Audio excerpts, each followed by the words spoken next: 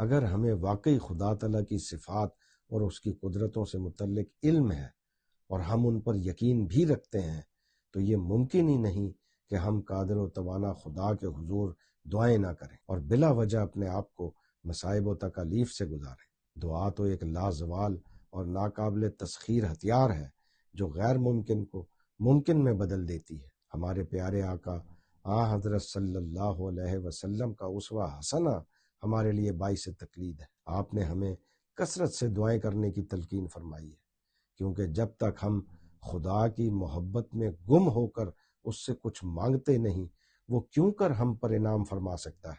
अल्लाह ताला तो इस बात को पसंद करता है कि उससे मांगा जाए और फिर कुशाइश का इंतज़ार किया जाए। इरशाद नबवी सल्लल्लाहु अलैहि वसल्लम भी यही है कि अल्लाह ताला से उसका फजल मांगा करो।